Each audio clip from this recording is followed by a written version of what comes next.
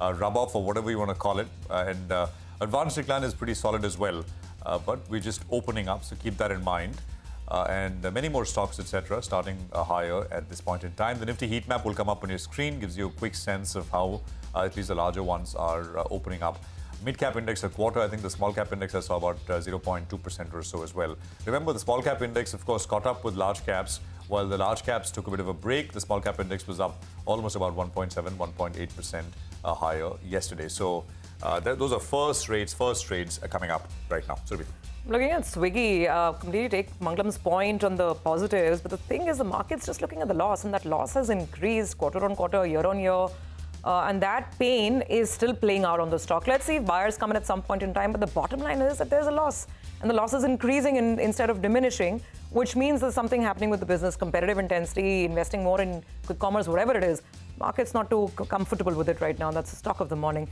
Let's quickly move on. On the Nifty, gainers include some financials and some tech. So Bajaj Finance 1.5%. There's SBI ahead of numbers about 0.5%, which is up and about. There is tech in the form of Wipro, which is doing very well. Infosys, Tech Mahindra, TCS. It seems a cognizant read-through for tech seems to be fairly optimistic.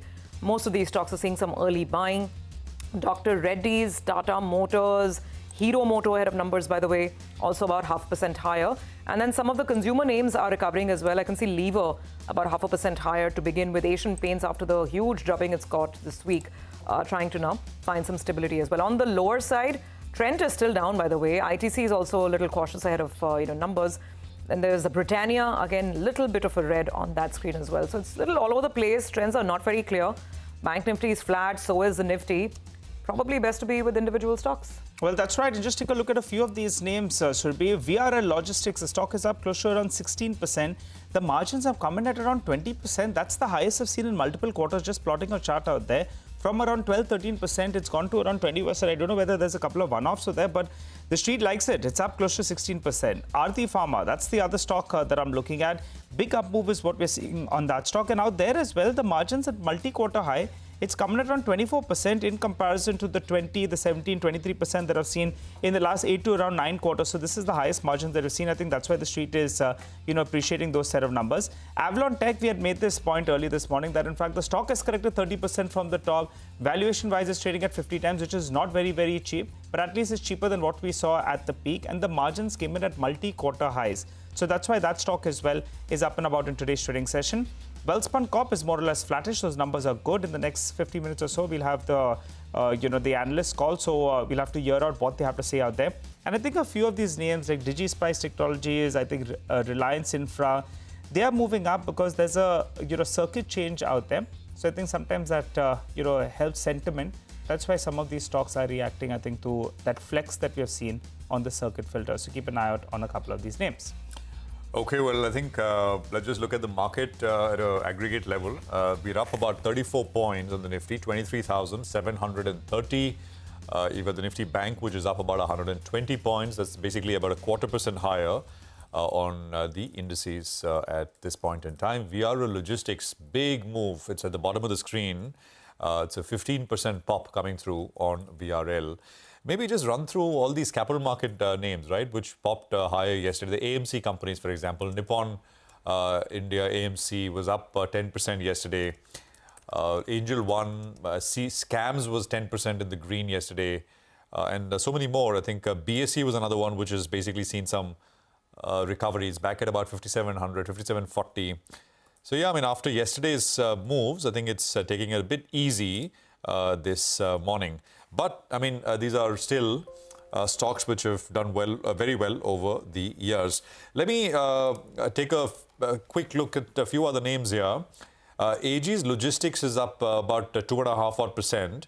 And it was up yesterday as well, so it's a big move, 816. Reliance Power is up 6%. 42 odd on Reliance Power. Very large volumes on this one. Look at Indus Tower. Back from the dead in that sense, purely from a stock perspective. 2.5, 370 back on Indus Tower. Slowly, it's starting to come back up as the news flow around Vodafone Idea is improving. There's Azad Engineering. There's that tie-up yesterday. 3%, 3.5%. Again, I mean, from the highs of about 1,900, stock fell quite sharply, back at about 1,500 plus. Hitachi is up about 3% this morning. NetWeb is back up about 3.5% back to about 1800 rupee kind of levels. So yeah, I mean, there's a fair bit, and market breadth is pretty positive as well. 1,500 stocks are higher, and you've got about 600 stocks which are down. Swiggy is the #1 volume-led loser right now, although it has come back quite sharply from the lows already. The low on Swiggy this morning is 385, and stocks recover about 15-16 rupees from the day's low. There is Page Industries, which has fallen about 3% this morning. So Page is sharply down with large volumes. You know, these NBFCs, Shriram Finance and Sundaram Finance, both went up sharply yesterday, and both are pulling back a little bit. This morning, all these hospital names went up sharply. Yesterday, Fortis, Medanta, Max Health, and I think there is a bit of profit booking there as well. I'm not sure what's happening with Exicom, which is a fairly recent listing. Stocks down about 8.5-9%, 223 coming through on Exicom as well. So that's the overall picture as far as markets are concerned. There is Naukri, which is InfoEdge, which has suddenly popped up the #2 spot with volume-led gains. And Naukri is at about 8109 on your screens now. And Castrol was a big mover yesterday. It didn't start higher this morning, but it's 2.5 higher. It's got volumes as well. And I think Kansai, Mangalam was talking about Kansai earlier. It started lower. I think it had a bit of a move, and now it's up about 3.6, 3.7% or so. So that's the overall picture on the market with stocks, etc. Nifty has got about 15 points to show for all which has happened, but it's just the first 5 minutes of open that we are looking at. I was looking at Page Industries. Now, for Page Industries, the issue is that I think the volume growth, which was around 4.5%, the momentum has kind of waned again in the third quarter, and that's what the market didn't like. They had a decent Q2, but Q3 it seems that with the bulk of the festive season impact out, perhaps that revenue growth number of around 7% is not in line with the market's expectations, and therefore there was some selling that came in yesterday. But let's talk about stocks that have actually reported good numbers, and Cummins is one, like Pamakshi earlier also pointed out, that it's pretty much a beat across the board. Let's get her back to understand what's worked for Cummins this time around. Pamakshi? Well, Surabhi, yes, it's a beat across the board this time around. When we look at the revenue, the margin, as well as the net profit, all of it has come in above expectations. In fact, the company has recorded the highest ever quarterly revenue due to robust demand across sectors. Now, keep in mind that revenue from operations saw an uptick of 22%, and this growth that is coming on a year-on-year basis is already coming on a very high base, so that bodes well for the company. The gross margins have contracted by 227 basis points. The EBITDA margin too is down nearly 179 basis points year on year, but the EBITDA margin is slightly above the street's expectations. When you look at the net profit, that has come in at 514 crores, a strong uptick of nearly 13%, 6% higher than the street's expectations. Revenue growth is largely being driven by both the domestic sales as well as exports. Domestic sales have picked up by nearly 18% year on year. Export sales have also managed to recover both on a year on year basis because it was a very low base to start with, but on a sequential basis as well, exports are recovering well. When we look at the management commentary, they say that the Indian economy is recovering well after slower growth seen in the second quarter.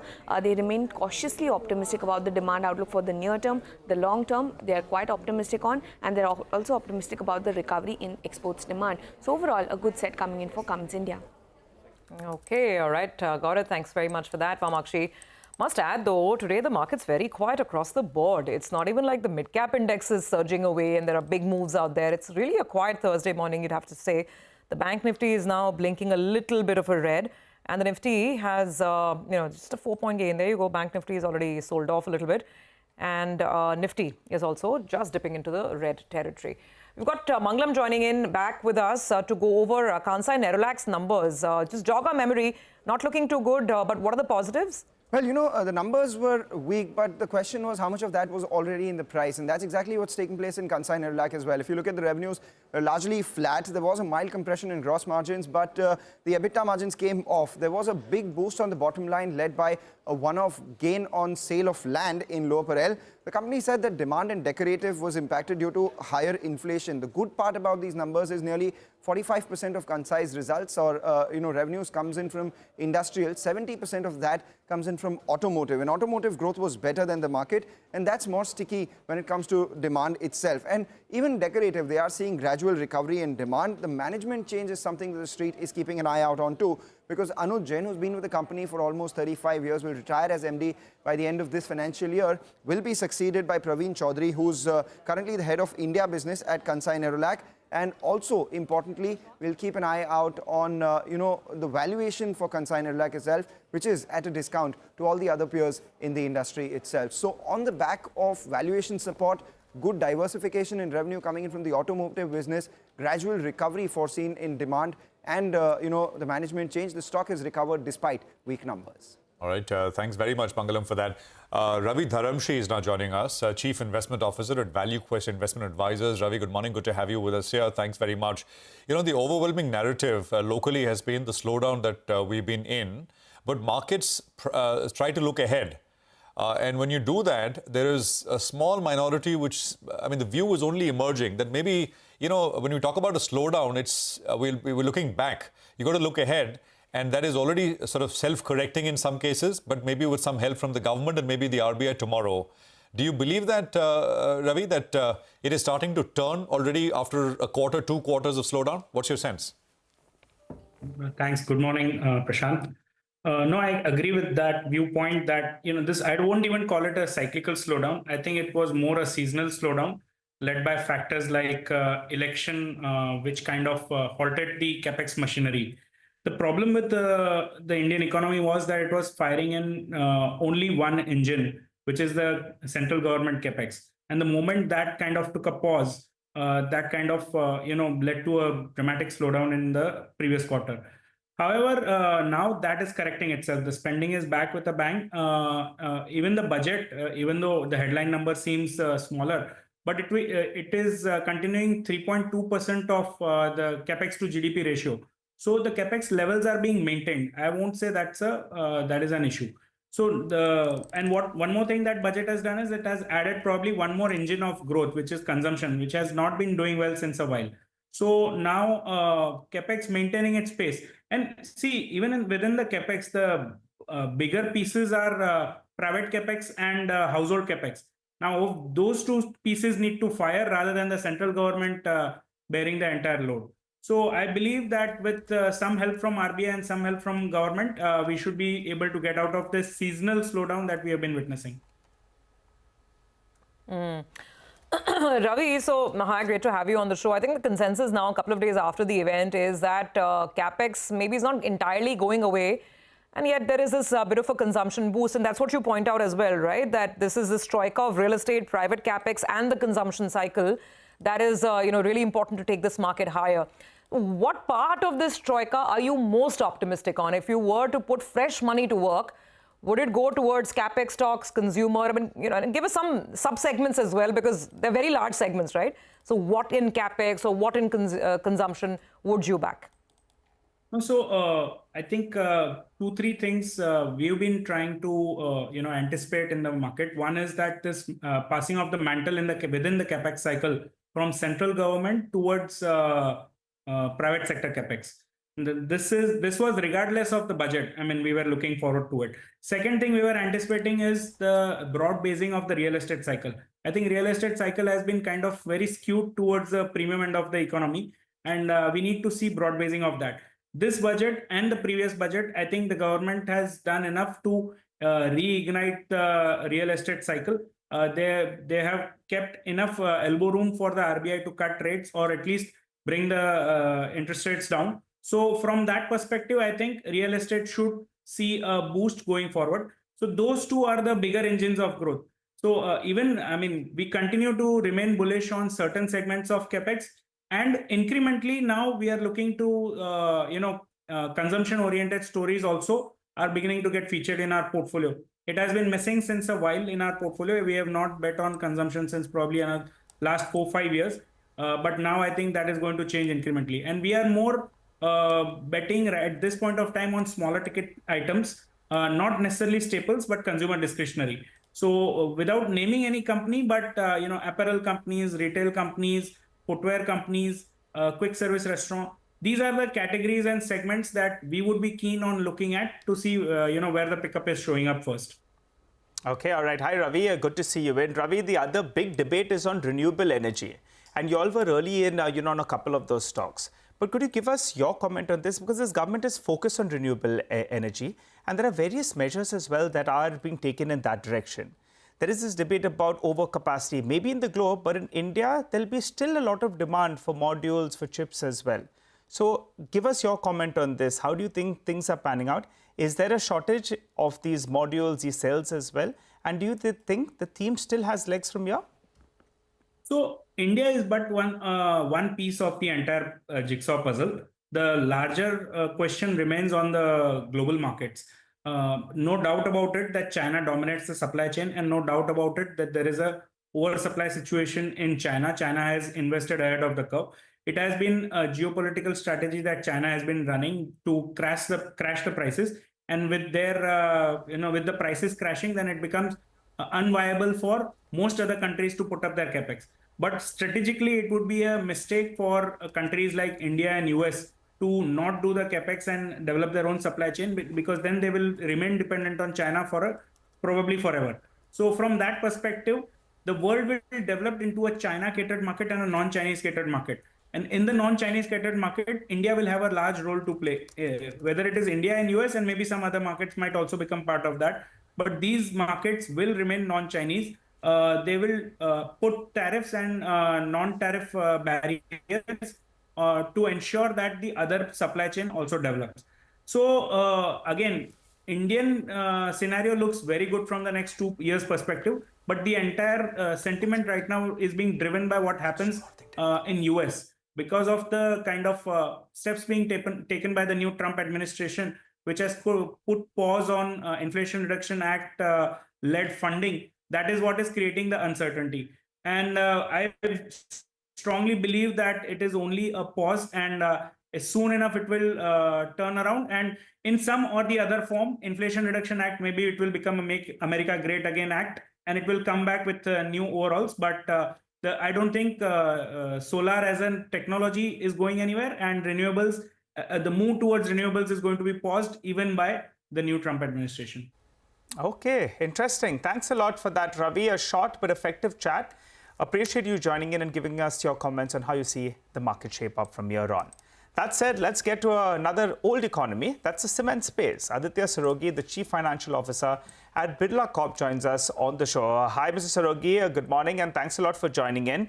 Well, if I look at your year-to-date numbers, it's more or less flattish in terms of volumes at around 12.8 million tons. But you're guiding for better times ahead. Now, in the base year for Q4, you did around 4.8 million tons. So what kind of a growth are you guiding for Q4, and what do you end this year with in terms of volumes? In Q4, we are expecting around 7 to 8% growth in volume terms. Okay. And we should, with those kind of numbers, we should end the year with a total volume of around 18 million tons. 18 million tons. All right, you're sounding quite optimistic on that. And on that base, what kind of a growth are you looking at for FY26? It's slightly premature. We expect it to be in single digit, but I think I'll be able to give you more precise estimates in the next phone call. Okay, all right. So single digits at least is what you're working with. The other important point is the EBITDA per ton, Mr. Sarogi. You are guiding for better times ahead, but the street is a little bit cautious on that front because your EBITDA per ton is sub 600 rupees per ton. But now we know that, you have various levers in place. You have taken some cost-saving measures as well. So what is the outlook on the EBITDA per ton for Q4? What is the improvement you're factoring in? And for FY26, do you get back to those 800-900 rupees EBITDA per ton mark or even more?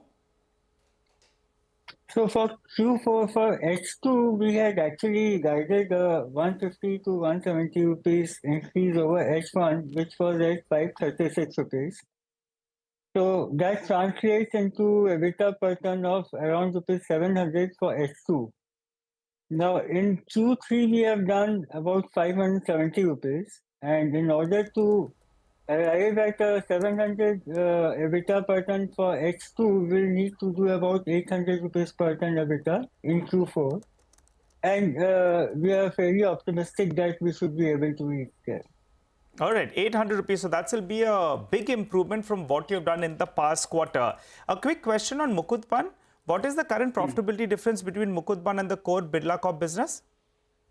We are not giving a separate breakup for Mukutban number because it's slightly difficult to give those numbers. So, but it is quite profitable. Last year it was making losses. And this year, with incentive also coming in, it is now pretty much a profitable unit and contributing significantly to the profitability of the organization. All right, Mr. Sorogi, the street will want to know what about the balance sheet, because you have to give them some triggers, right? Growth is very mediocre, EBITDA per ton is improving as well. Now, the debt number in the books is 3,100 crores is the last number we have. And I think you've scaled down your Capex guidance for this year as well. So give us an update on both those two numbers. Where do you see the debt headed? For this year, I think the scale down guidance of Capex is around 500 crores. And what about next year? This year, the debt should be pretty much below 3,000 crores. And next year's Capex number, we will be able to give an estimate in the next quarter call. All right, got that. I want to ask you about pricing, but first let me get in Jyoti Gupta, the Senior Research Analyst at Nirmal Bang Institutional Equities, who joins us on the show. Hi, Jyoti. Thanks a lot for joining in. Jyoti, last few days, a lot of buzz. I've spoken to a lot of sell-side analysts, a lot of market participants as well. There's been this buzz about price increases. What have you heard, and how much do you think is being absorbed? Good morning, and thank you for having me here. Good morning, Mr. Sorogi. Exit quarter three, there's been increase in price. In fact, month of January has been good. Feb has been a little lukewarm, but we still have at least 21 days still to go. Feb, we have not seen maybe marginal increase in prices on an overall basis. So non-trade has been a bit better because of obviously project, the demand, and retail has also picked up. So last quarter, we saw some 200 per ton improvement in the non-trade prices and 100 in the trade prices, which is actually reflecting the EBITDA per ton numbers. This quarter, I believe the prices on an overall basis, improvement could be around anywhere between, on a net basis, trade, non-trade should be around 100.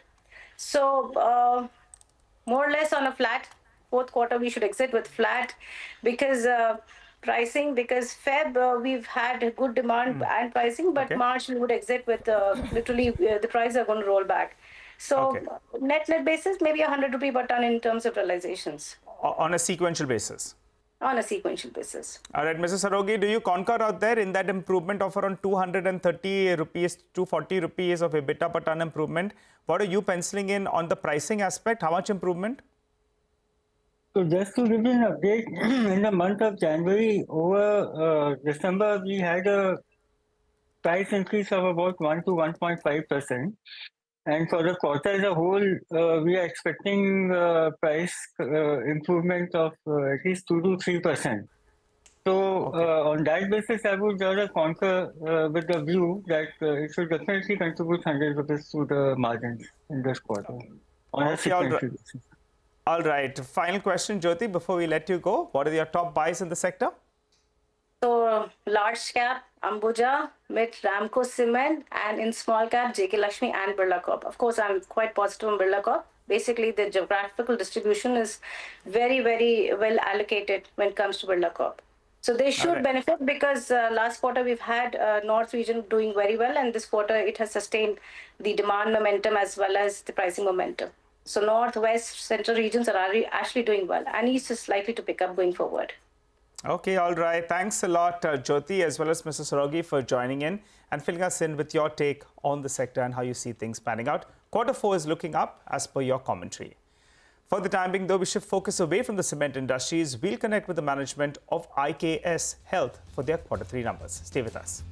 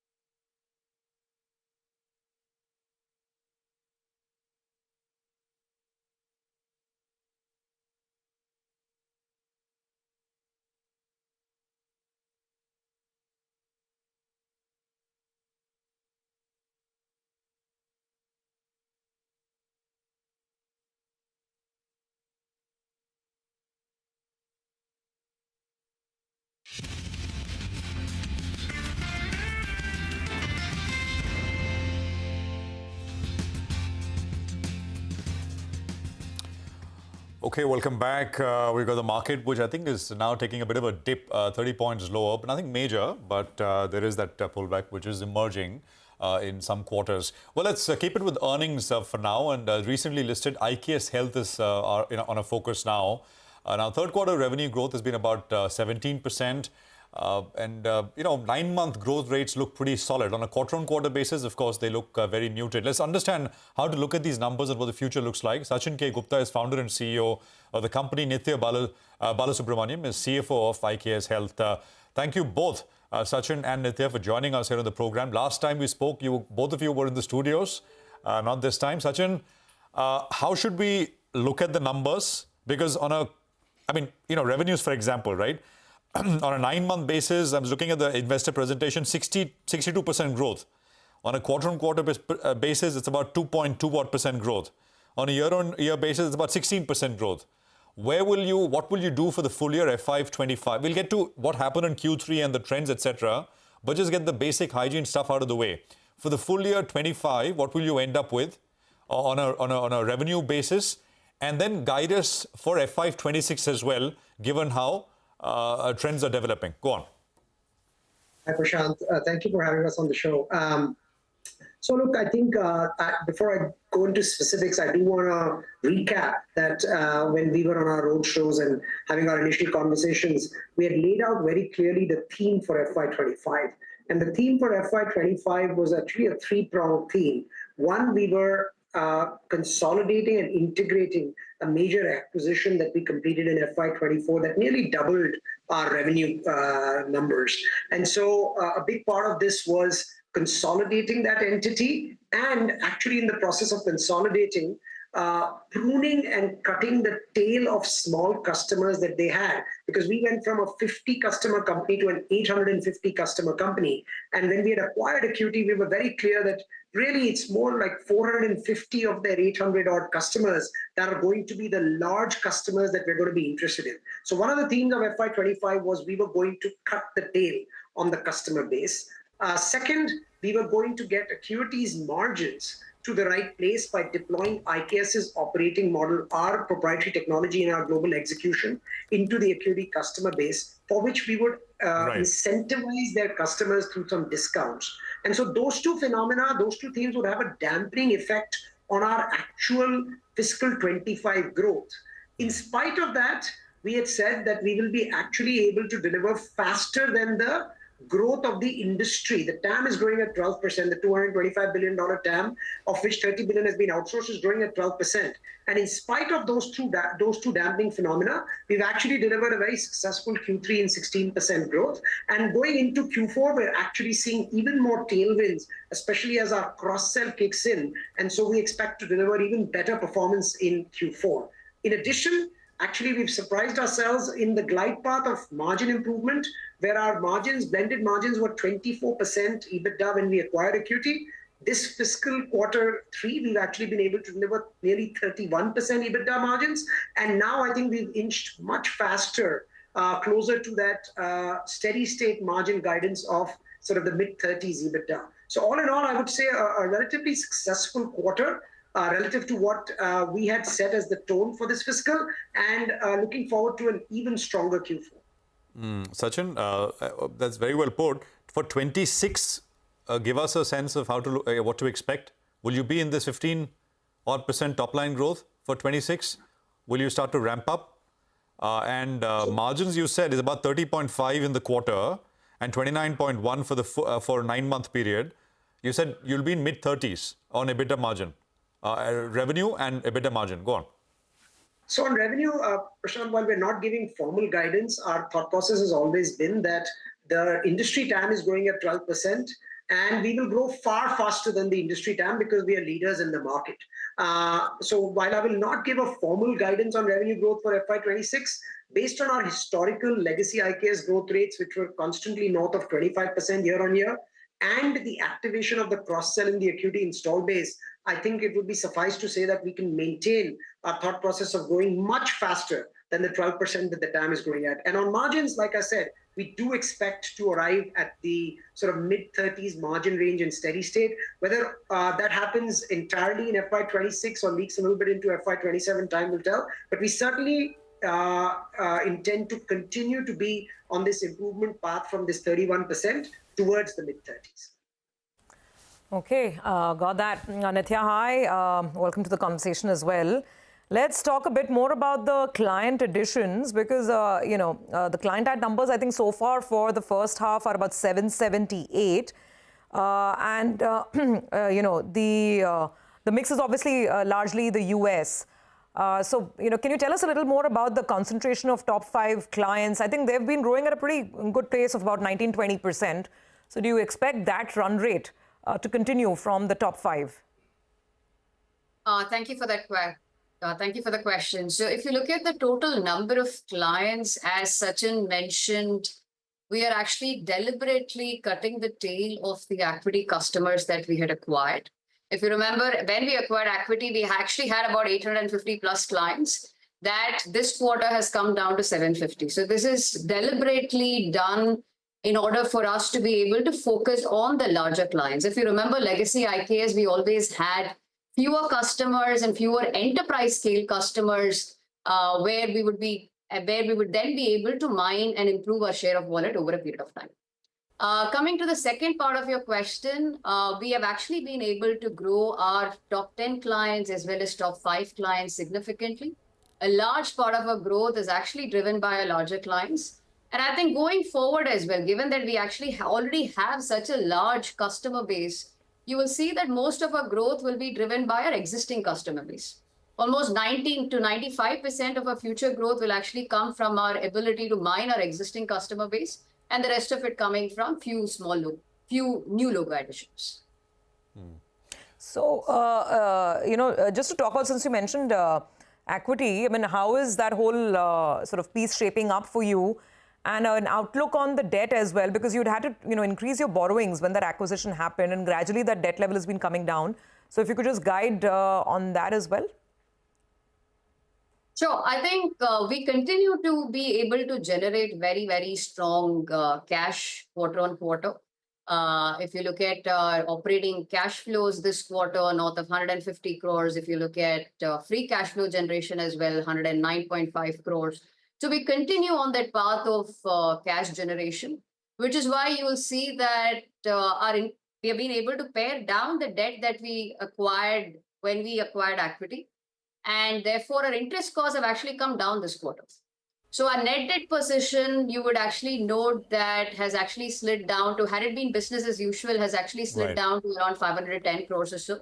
There was an exceptional item this quarter, which again, Sachin had explained on the earnings call. We have advanced about 140 crores to Palomar, which is one of our marquee clients with whom we have done a one-of-a-kind platform deal where we have upfront guaranteed the economic value add. Otherwise, on an ongoing basis, you will find that net debt continues to come down with the cash generation.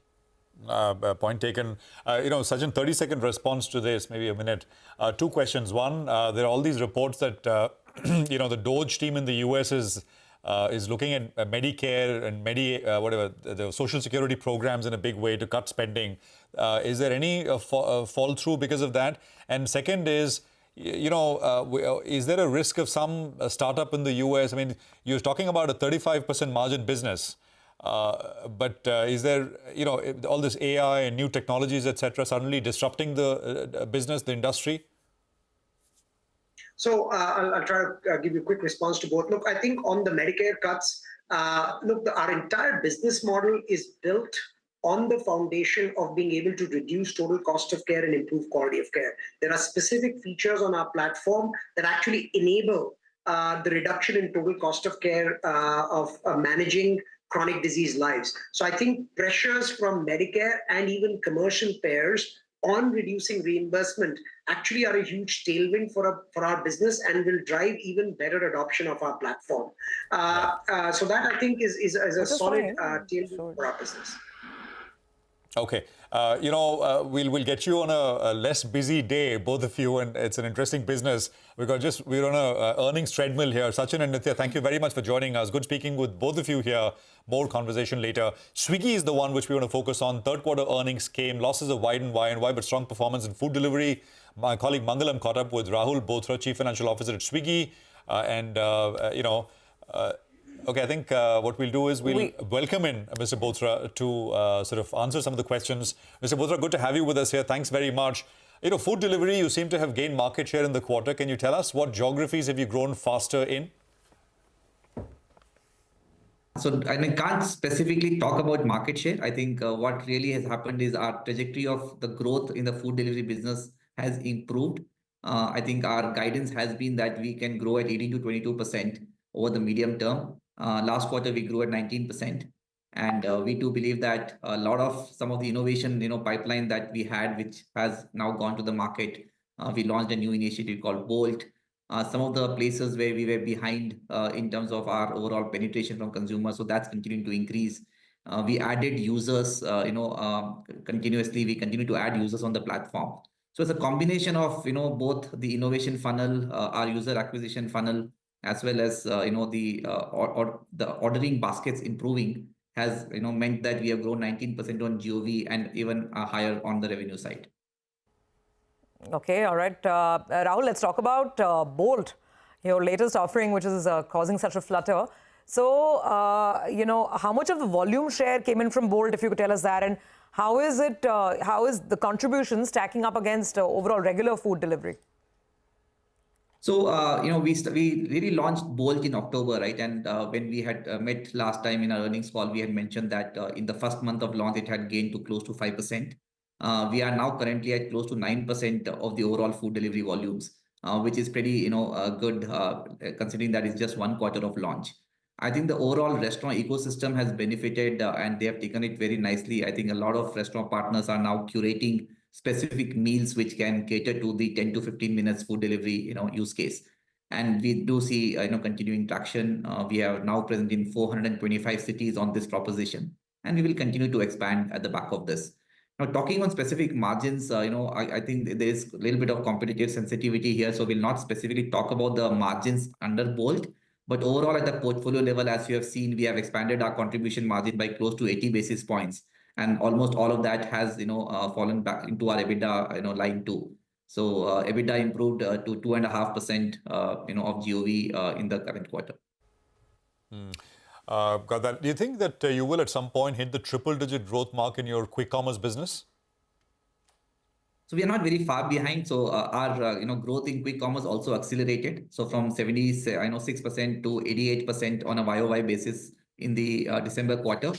One of the things that happened during the quarter was, if you see, our overall guidance for H2 was to double our square footage in the quick commerce business. So from 2 million square feet to 4 million square feet. Now, this has meant that there has been a certain pace of store additions. In quarter 3, we've added 96 stores. Just in the month of January itself, we've added 86 further stores. So some of the expansion activity was slightly back-ended, which has now caught up.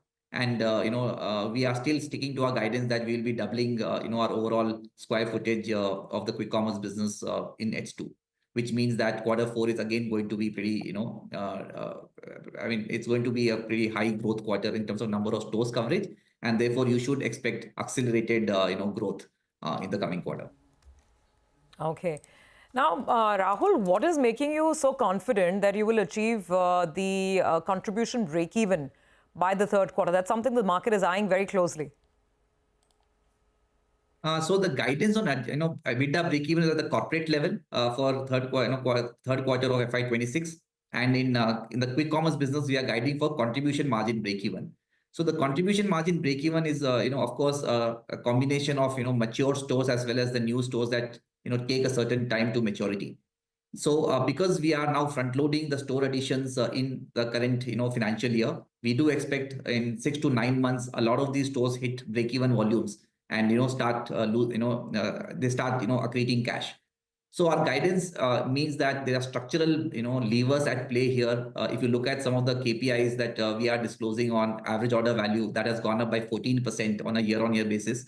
So while we had guided that we will be able to deliver double digit, it is already ahead of our guidance in terms of our average order value increase, which is a key component of the profitability path for this business. The other structural levers like our cost of delivery continues to go down because structurally we are getting a lot more closer to consumers with the densification of the network. So, the overall portfolio margins are, is what we are guiding that by, Q3 of FY26, we will be able to break even at the portfolio level because a lot of these store additions that are currently happening will hit that maturity or at least the break-even stage at that point in time. No, absolutely. And that's exactly what the market has a laser focus on, that break-even point. What is the mature contribution margin? Like you said, a lot of stores will achieve this state. So what would be that steady state contribution margin then at a store level? No, so it varies. It really varies around, both the maturity and, what also happens is sometimes a mature store, we also have to break down the store into, neighboring stores because to manage growth, right? So when a store hits, say, anywhere between 2,000 to 2,500 orders per day, we do, open another store in the vicinity, which makes structurally, us being able to service the consumers better. But in the very short term, both the stores, contribution margin does take a hit in the short term. So if you kind of normalize for this, mature stores are already hitting 4 to 5% if you normalize for the breaking of the stores that I just mentioned. Okay, all right. Rahul, I have to ask you about competition because this is something that even your peers Zomato acknowledged in their earnings call. But what about you? What is the strategy going forward to mitigate? Maybe competition from existing players heightening up, maybe new players coming into the system? No, I think we have a bunch of things which are going, in our favor, right? So if you look at, our singular app strategy that has, continued to give us significant benefits. So if you look at the number of users on our platform who are using more than one service, so that has increased by more than, it has increased to now 30% plus, right? So close to 1 in every 3 users are now using more than one service on our platform. At the same time, we have launched a separate a standalone Instamart app. We believe that the overall, user acquisition funnel is very early, is in an early journey if you look at the industry. And probably only 10% of the users that, the category will acquire have only been acquired till now. So a large part of the, overall growth journey is ahead of us. There are market, expectations that this industry itself will evolve to anywhere between $30 to $40 billion in the next 3 to 4 years. And therefore, you should expect that, competitors will want to take a certain share of this pie, and there will be heightened investments in the very short term. So I think we are well placed. I think with the current scale that we are operating and, some of the benefits that we have as a singular app, we have also a subscription program that gives benefits to users across the, multiple services that they, operate on. Our expansion strategy in terms of coverage of SKUs, our presence in a large number of cities. As of December, we are now present in 84 cities, and we'll add a few more in this financial year. So there's a combination of, I think the network is already laid out. We have a very strong customer base, existing customer base. Our new customer acquisition continues to, accelerate. So yeah, we find ourselves in a good place and, pretty confident that, we want to be in a position where we can dominate the overall category in the times to come. Got that. Any specific guidance on quick commerce when it comes to growth and margins from here? Yeah, it's hard, right? Because the category, as I said, is so early in its journey. I think in food delivery, if you had asked us, 2 to 3 years ago, it would have been hard to kind of put down a number. But because it's reached a certain maturity stage, we are able to also guide as well as, execute on that, guidance. I think on quick commerce, a lot of the evolution is still ahead of us. We have to remain agile. I think we are responding to, the customer's needs and we are getting to what the customer wants in terms of selection, in terms of, coverage, opening new cities, opening new geography within the, larger cities that we operate, opening newer areas which are hitherto unserviced. So there's a lot of, levers at play here, which will determine, the overall growth for the category and, consequentially to us as, as Instamart. That, ultimately, I think this will evolve. So it's very hard to put a number, market expectations suggest 60 to 100% growth, for the foreseeable future, which will mean that the category will get to, close to like $30 to $40 billion in the next 3 to 4 years. Rahul, finally, you do have obviously a large amount of cash in the balance sheet right now. So to what extent or over how many quarters does it cover you in terms of growth and any plans? I mean, any specific use for that cash apart from store rollout? A need for cash, I think we are well capitalized. As you've seen, we have close to 8,200 crores of cash balance. As you also see, food delivery delivered 184 crores of positive EBITDA in the last quarter, and that will continue to grow. So I think as a combination of the acceleration in the food delivery margins, and as well as the Instamart stores maturity, as well as the business maturity reaching a certain stage, we don't expect that we will need to raise further cash, at least in the foreseeable future. All right. Well, I think that'll be well taken. Thanks very much, Rahul, for joining us. Stocks coming off the lows a little bit, but we still got a bit of a cut at this point in time. The market's down 60 points on the Nifty. 23,640 is where we're at. Back to Mitesh for a quick review of things. Mitesh, hold the view that it's more up from here. Oh, I do, Prashant. In fact, this area is the support area which I was looking for, 23,630, 600 zone. As long as we're not breaking that, I think, we should be good. And therefore, I would even be comfortable saying long positions can be taken with a 50, 60 point kind of a stop loss from here. On the Nifty, on the Bank Nifty, the support is slightly lower at about 50,100 to about 50,050. So you still have about 150 odd points on the Bank Nifty. But the Nifty, I think this is the zone to possibly enter. Okay. And any trades here?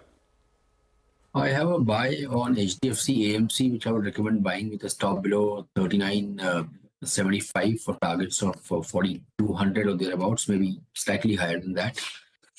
And the other stock which I like, sorry, I just complete that. The other stock which I like is IndusInd Bank, which I've recommended earlier as well. It's had a good pullback, but the indicator suggests that we might have made a temporary low. So fresh entry can be taken with a stop below 1,045 for targets of 1,095. Mitesh, just for the benefit of people who would have opened long trades, maybe yesterday or maybe even this morning, what are the support levels to keep in mind for both the Nifty and the Bank Nifty? So the Nifty, I think the first support is this level, this 23,630, 600 zone. We are right there. And then the bigger supports, come in at 23,400 levels. But I suspect that we might not break 23,600 decisively, and we might, by the end of the day, might be trading slightly positive. So I would be okay to take a 60, 70 point kind of a risk and take a long position here. And once we get past the 23,750, then I would even look at 24,000 plus levels on the Nifty. So very positive on the Nifty. On the Bank Nifty, slightly lower, 50,100 about 50,050, so about 150 points lower. That's the watch zone for the Bank Nifty. Got it. All right, Mitesh, thanks very much. We'll touch base again later in the day. Right now, we do have to take a break. Come back on the other side and the latest commodity action coming up with Manisha Gupta.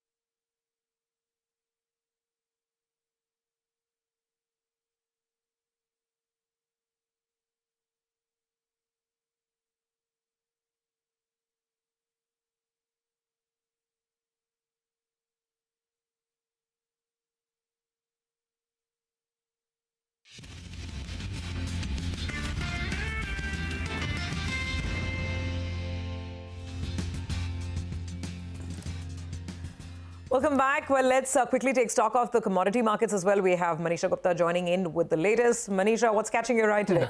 Well, even as gold is trading near all-time highs and silver is trading at multi-month highs as well, but the base metal prices are not left behind. It's a second straight day today that we are looking at stronger gains coming in for this one as well. But the US dollar has declined to around below 108, and that has been supportive. And the US private payrolls data has come in much better at 183,000. That in turn also seems to be supporting the COMEX and the LME metal prices there. Apart from that, the US and China trade tariffs is something that the street is watching out for, which is set to take form from Feb 10th. And until then, the markets do believe that some kind of conversation perhaps could happen.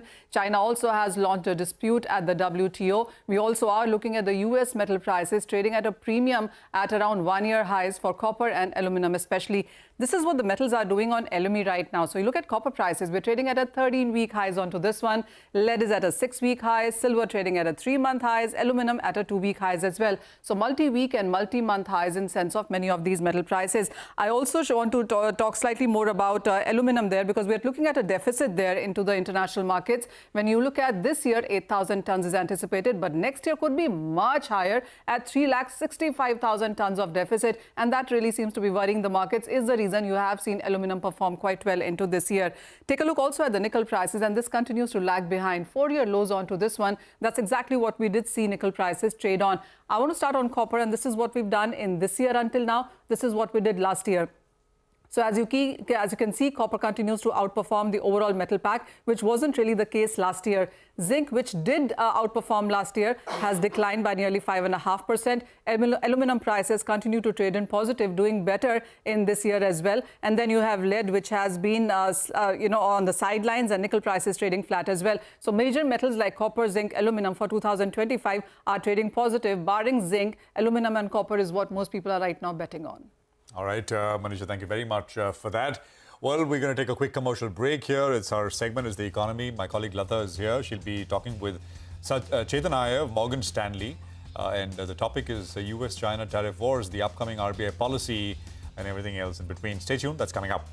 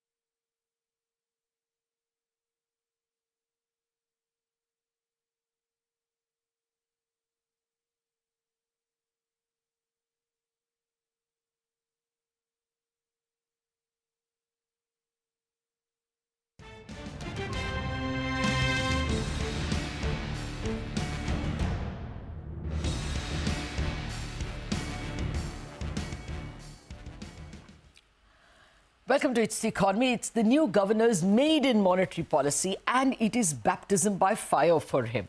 The rupee is the worst performing currency this year, having fallen 2.2% since January, as you can see on the chart. Indeed, 1.2% of that fall has just come in the first 6 days of February. Does that give the governor much elbow room to cut rates and the cash reserve ratio, as people have been demanding? I have with me a veteran India watcher and economist par excellence, Chetan Ahya, Chief Asia Economist and Emerging Markets at Morgan Stanley. Chetan, good morning. Thank you very much indeed for joining me. And that is the first question. People want a CRR cut, they want a rate cut, and they want, push back on those LCR rules, benign credit deposit ratio statements. Can the governor really go all that easy when the rupee is falling so much?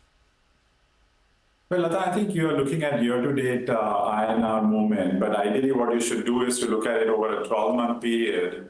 And especially since September of 2024, what we've seen is that the broad-based dollar has appreciated. We've seen a lot of other currencies in the region also depreciate a lot more relative to INR. And so we think that the INR had actually moved into overvalued territory if you look at the real effective exchange rate basis. And what the central bank is now doing is to let this adjustment take place, let the currency depreciate a bit, but ensure that in the meantime, they inject liquidity in the domestic economy to ensure that growth gets that support. So from an outlook perspective, we think that the central bank still should be able to cut interest rates and inject liquidity. And if need be, let the currency adjust and take some steam off. Of course, it's not going to be possible to keep the currency stable if you're going to ease monetary policy. But we don't think that the depreciation is too much in INR, that should worry the central bank. Yeah, I take your point that depreciation, if you look at it from October, is not... in fact, we have the October table calculation as well. October to December, I think the INR depreciated by about 2% only. But then from Jan to October, it had depreciated by only 1%. Let me give you the other calculation. In November, when the REER table was given to us, the rupee was overvalued by 8%. But since then, India's inflation has fallen as well. There has been a decent depreciation from 84.1 or thereabouts to 87.5 as we speak. So how much more do you think we are in danger of depreciating? What's the MS view? I think it's a function of the dollar and what happens to tariffs on China and some of the other emerging markets will matter, because that immediately has an impact on dollar and therefore INR. And you mentioned the overvaluation number for INR. We wouldn't just look at the 10-year mean as the fair value. We think that the RBI will be comfortable as long as it gets between 10-year mean and one standard deviation above that. And if we see some more depreciation in INR, which is higher relative to its trade partners, you can very soon get the INR into that below one standard deviation plus mean range. And so, yeah, I think rupee will be a function of what happens to dollar and then in turn what happens to tariffs. Okay, fine. Then what's your expectation from the Reserve Bank governor in the policy? So we are expecting the central bank to be easing monetary policy in three areas. Number one is we've seen them already beginning to relax the regulatory tightening, which they had done on the non-bank financial companies. Number two, inject liquidity. That's also happening. And the third part is cutting interest rates. That comes on February 7th. So we think from a dynamic where monetary policy was relatively tight, not just necessarily from interest rate perspective, But from liquidity and regulatory perspective, right now we are looking at all the three areas of monetary policy support coming in through from February 7th. Oh, that is the ask of the market, liquidity, regulatory and rates. Let's see whether they go the whole hog just because the rupee is creating some panic. Chetan, what's your sense about the tariff war itself?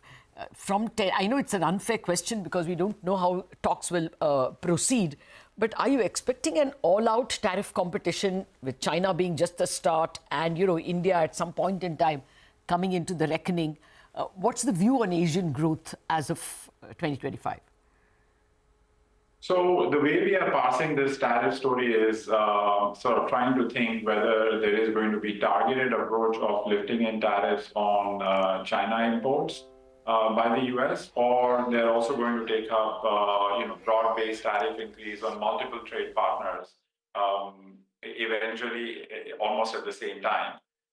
This is a very important difference in terms of the actual actions, because my experience from 2018-19 tells me that what happened during 2018-19 is that the direct effect of tariffs on China were not that big in terms of contribution or drag to growth.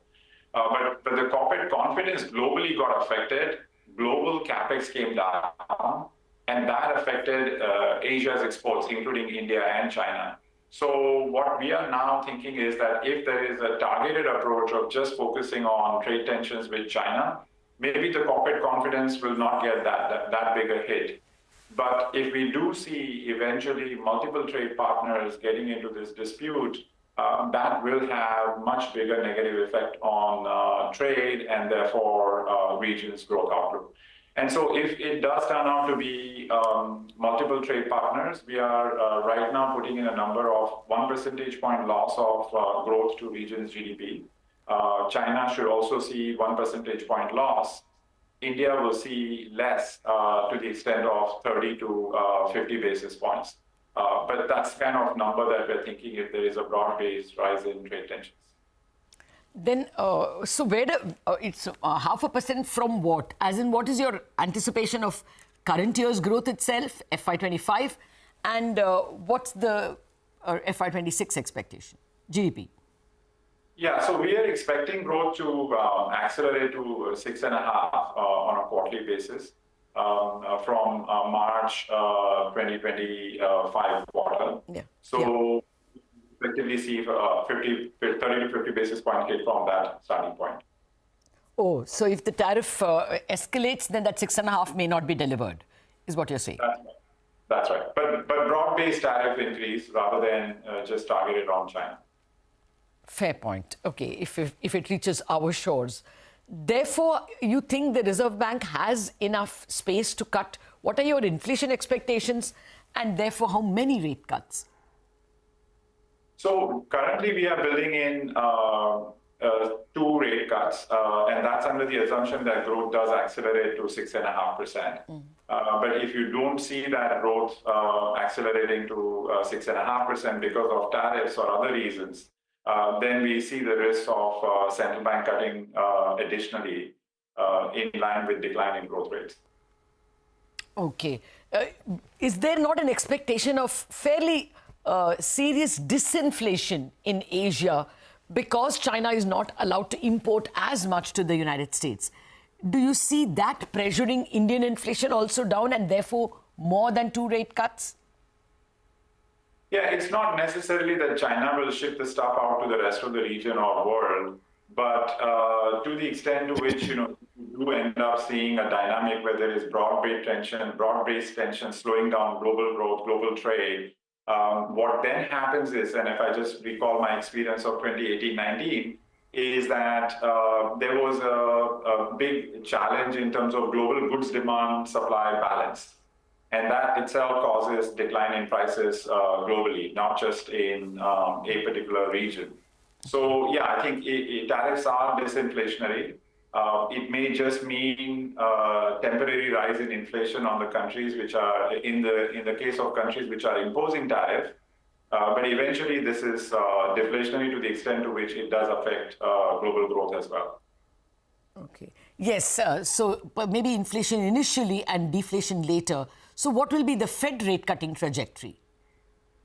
So currently what we are assuming is that tariffs are not going to go up in a broad-based manner, but even to the extent to which there has been a talk of tariff increase on some of the trade partners, our US economics team has taken out one rate cut out of the two that they were forecasting. So we are only expecting now a 125 bips rate cuts this year. Okay.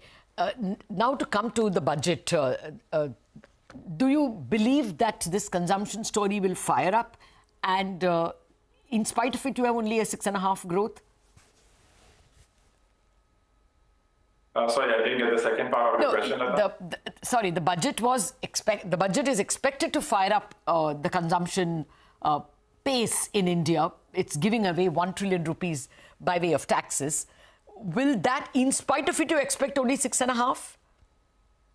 Yeah, that's right. I think there is a challenge in the sense that the government, as you know, in the budget has decided to push consumption, but at the same time, capital expenditure growth has been relatively less than what it used to be in the past. So considering both the aspects taken together, we think it will be still 6.5% GDP growth. We do expect consumption to get supported with the actions which have been taken.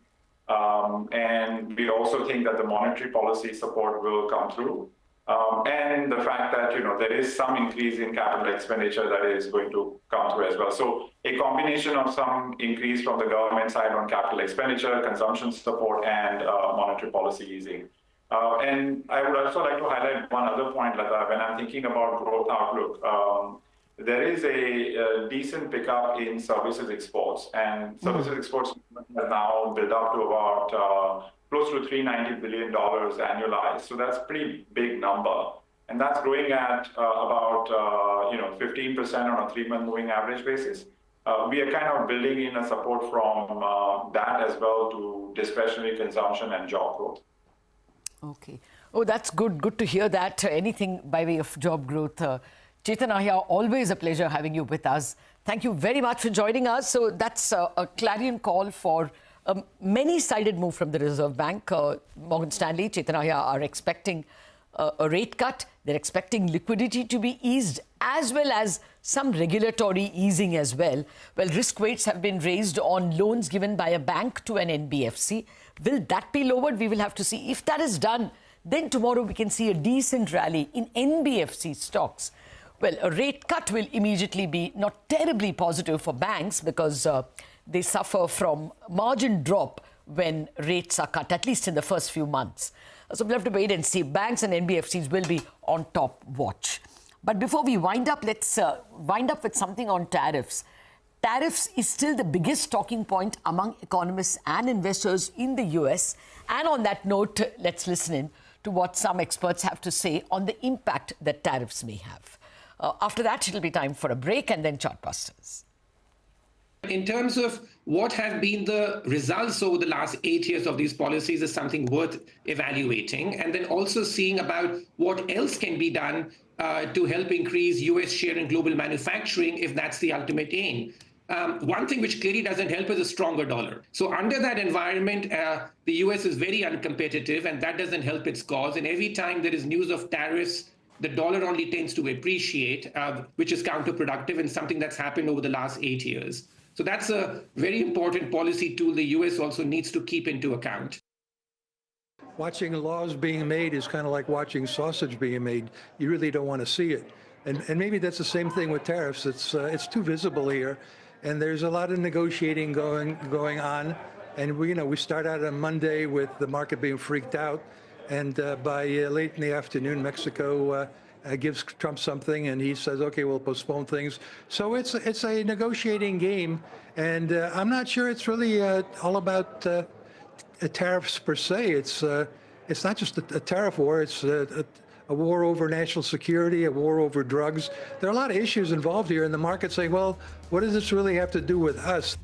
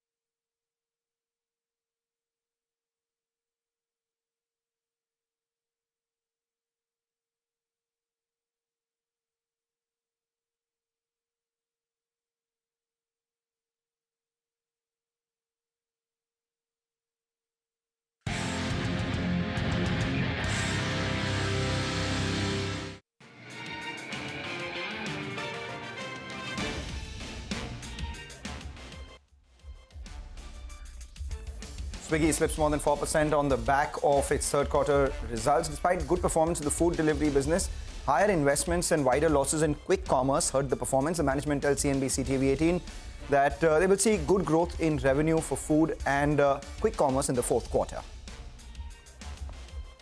Sula trades in the red after the company posted weak third quarter numbers marked by a decline in profit. The management tells CNBC-TV18 that they will see margin improvement starting quarter four itself. Page Industries continues to slide for the second day post results, falls nearly 5% on the back of management commentary. Following its results, Morgan Stanley reiterates the management's comments on subdued demand for the fourth quarter as well. Paints maker Kansai Nerolac trades in the green despite the soft performance in quarter three. The company saw a net profit boost owing to an exceptional gain on the sale of a piece of land. In fact, the management will be joining in a few minutes from now.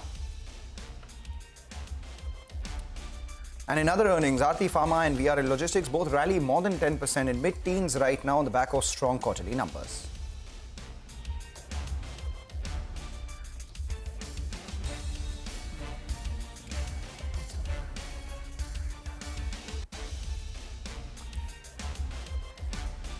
Hello and welcome to Chartbusters. We are coming to you live from the CNBC-TV18 Motilal Oswal studio. I'm Nigel and with me is Mangalam. And as we speak, the Nifty is down mildly, down close to around 50 points. Some kind of nervousness getting into a couple of big events. You have big earnings today. You have the RBI policy meet tomorrow, then the jobs data, and then you have a state election result as well that lies in the balance. So for the time being, we've got our hands full.